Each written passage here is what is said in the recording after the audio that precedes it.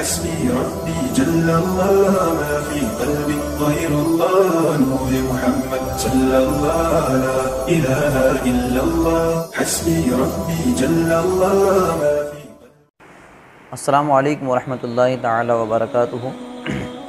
میں نے اس سے پہلے کی ویڈیو میں آپ حضرات کو اللہ تعالیٰ کی بارگاہ میں رونے کے متعلق ایک حدیث پاک سنائی تھی۔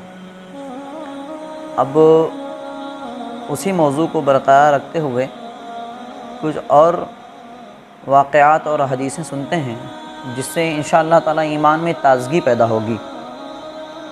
اللہ کی یاد میں رونا، اللہ کی یاد میں گڑ گڑانا، اپنے آپ کو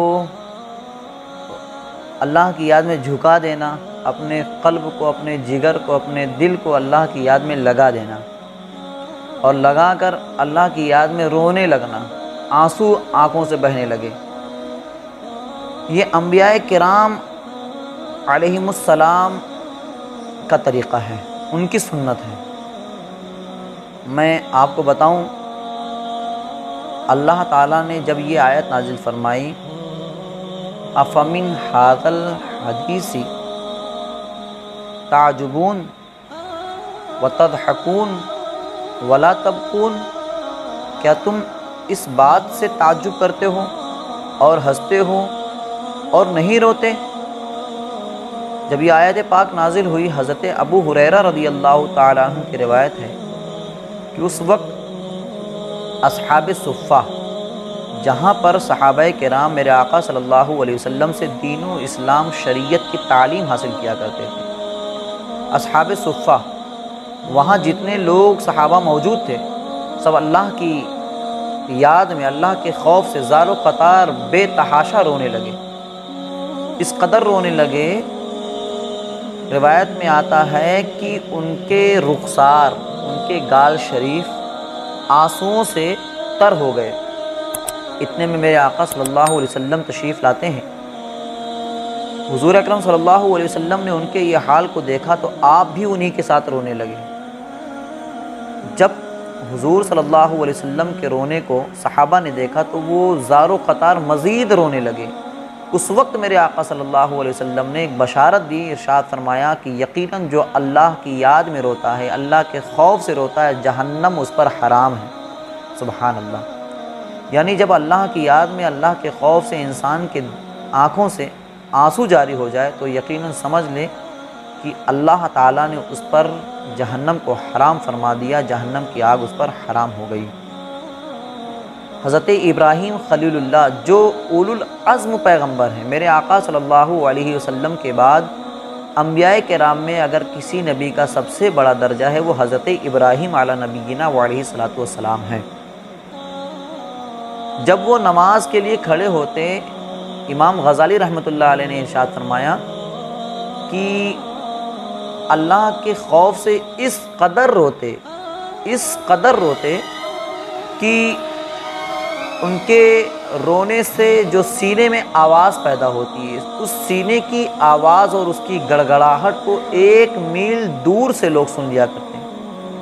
یہ ان کے رونے کا عالم تھا، اس قدر وہ زار و قطار اللہ کے خوف سے روتے۔ یہ حضرت ابراہیم خلیل اللہ کی بات کی جا رہی ہے جو اولو العزم پیغمبر ہے۔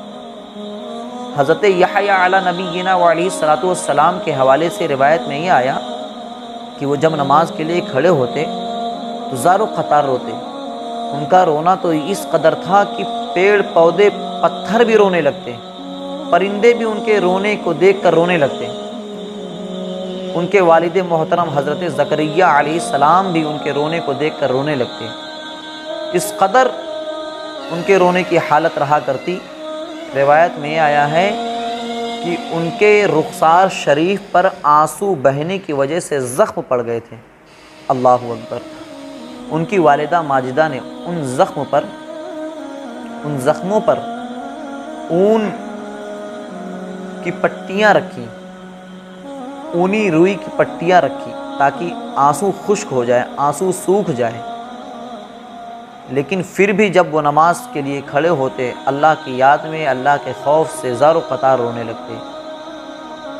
روایت میں یہ بیان کیا گیا کہ جب اس پٹیوں کو ان کی والدہ نچوڑتی ان سے آنسو بہہ پڑتے تو حضرت یحییٰ علیہ السلام فرماتے اے مولا یہ میرا آنسو ہے، یہ میری والدہ ہے اور یہ میں ہوں، مولا تو ارحم الراحمین ہے، تو سب سے زیادہ رحم فرمانے والا ہے۔ یقیناً اب اس سے ہمیں سمجھنا چاہیے کہ انبیاء کرام علیہم السلام جب اللہ تعالیٰ کے خوف سے اس قدر زار و قطار روتے ہیں، اللہ کا خوف ان کے دلوں میں اس قدر بسا ہوا ہے، جبکہ اللہ تعالیٰ نے ان کو معصوم کیا، وہ گناہ نہیں کر سکتے، ان سے گناہ سرزد نہیں ہو سکتا، پھر بھی وہ اللہ کے خوف سے اس قدر زار و قطار روتے۔ تو میرے پیارے بھائیوں، اگر ہمیں یقیناً اسلام سے محبت ہے، ایمان سے محبت ہے، پیغمبر اسلام سے محبت ہے، تو ہمیں بھی کوئی ایسا وقت نکالنا چاہیے کہ جس میں ہمارا دل روئے، ہماری آنکھیں روئیں، ہمارا وجود روئے، ہمارے رونگٹے روئیں، پھر ہم یہ کہہ سکتے ہیں کہ میرے آقا صلی اللہ علیہ وسلم نے ارشاد فرمایا کہ جو اللہ کی یاد میں روتا ہے، اللہ کے ڈر سے روتا ہے، اللہ تعالیٰ اس کو بخش دیتا ہے، جہنم کی آگ اس پر حرام ہوتی ہے۔ السلام علیکم ورحمۃ اللہ تعالی وبرکاتہ۔